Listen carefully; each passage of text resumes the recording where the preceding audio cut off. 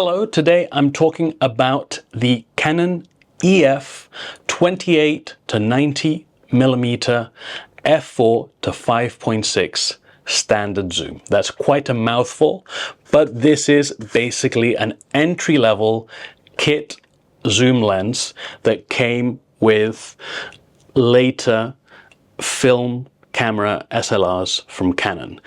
It uses the same EF mount as Canon's long lasting DSLR camera range, but it's clearly a lens from a previous era. I got this lens when I got myself this Canon EOS 300. This is an analog film camera, 35mm, not a digital one, but I can use this lens because it has the same lens mount with my more modern Canon DSLR, which is here. This is the Canon EOS 30D, and I can use this, and I have used this on this camera. This is an APS-C DSLR, meaning that the sensor size is slightly smaller than a 35mm image frame. So that means that the zoom range of this lens is different. Even though it says 28 to 90 millimeter, it's actually on APS-C, it's the equivalent of roughly 44 to 144 millimeter.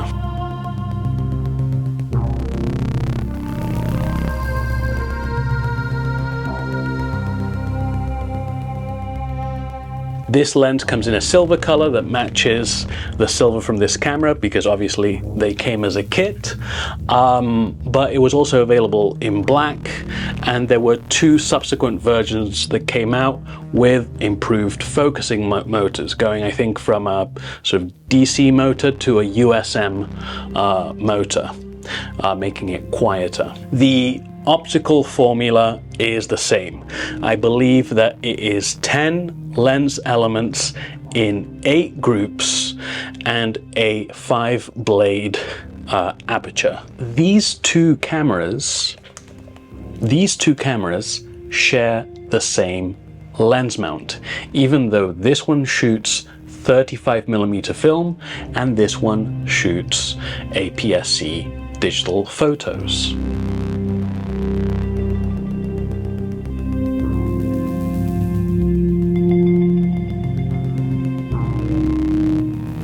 The Canon EF 28 to 90 millimeter f4 to 5.6 is a very lightweight lens.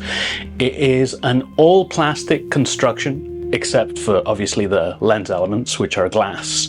And the lens mount itself is also plastic, which obviously indicates that this is an entry-level lens. In fact, it's a kit lens. On my Canon EOS 30D, which has an APS-C crop sensor, this lens has an equivalent full frame field of view of about 45 millimeters to 144 millimeters on the tight end. So it's quite an unconventional zoom range, but I still enjoyed shooting the photos that you're seeing, the sample photos that you're seeing now.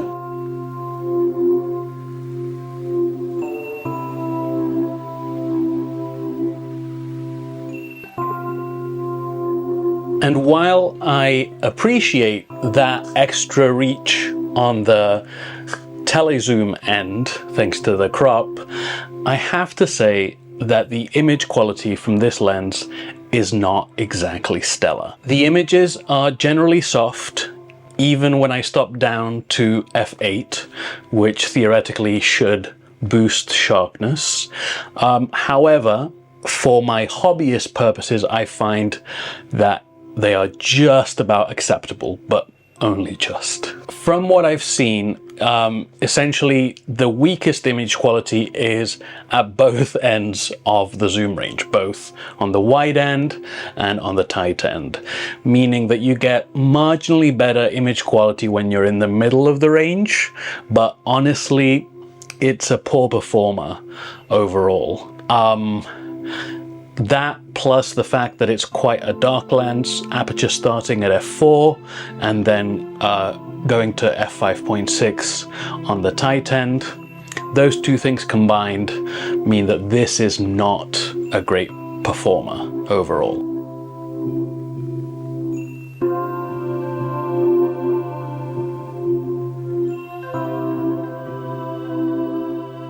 All the photographs that you're seeing, all the sample photographs that you're seeing, I shot in RAW format and then I processed slightly, but I didn't do anything that would change the sharpness of the image. So there's no post sharpening, no clarity boost, nothing like that. Just a bit of contrast boost, a little bit of color saturation, and the odd exposure adjustment. So really what you're seeing is what you get with this lens. It's also worth noting that with my copy of this lens, it's seen better days, basically. You can see that there's actually a UV filter that must have gotten stuck by the previous owner. They broke the glass, but they weren't able to pry it off. So it's stuck there for now, which probably doesn't help with vignetting.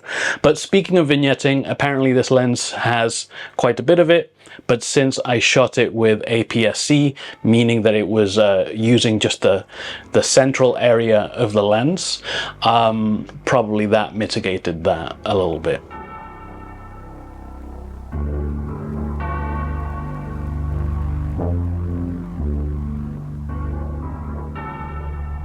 Now, the zoom ring is fine, it's serviceable. You can kind of see how far this lens extends, but it's not the smoothest out there. With regards to autofocus, I didn't really have any problems, although, I mean, I am shooting with an older camera. This Canon EOS 30D came out, I believe, in 2006, so, you know, it's not exactly... The camera itself isn't going to be, you know, pushing this lens in terms of autofocus performance, but I found it perfectly fine for static subjects, for the subjects that you're seeing, which is primarily landscapes and things like that. This lens does not have any macro capabilities. I believe that the minimum focus distance is something like 38 centimeters, so that's something to keep in mind. And then when it comes to manual focus, essentially you have to switch it over to manual focus, so from AF to MF, which decouples the focus motor from the barrel, and then you rotate the barrel. There's just like the slightest hint of like a zoom ring here on the edge, and you just essentially rotate the barrel, which is a problem if you like to use filters that are orientation dependent, like CPL filters or or NDs that have a sort of gradation. When you turn this, it's going to change the orientation of your filter, which could mess up your shots. So something to be aware of as well. While I enjoyed using this lens on the little photo walk that I did to test it, I don't think it's going to be a fixture in my DSLR lens lineup. The sharpness really isn't there, and I just need a little bit more. I'm not like a pixel freak, but I do need a little bit more resolving power.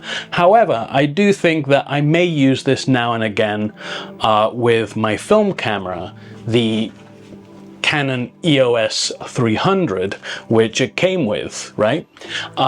You know, it can kind of give me a little bit of range, it can come in handy, but there in the film world where sharpness maybe is not as critical, I think it can perform a little bit better. As you can probably tell, this isn't a lens that I would seek out to buy like on the secondhand market, but you know, if I bought a camera and it came with a camera as a sort of bonus, as a freebie, then you know, I'm not going to get upset about it. I'll probably find some use, but that's my recommendation. Don't seek it out. There are better options out there, but you know, in a pinch, it works, and at the end, it's fun to use. Thank you so much for watching today. I hope that this video has been useful, and until next time, take care.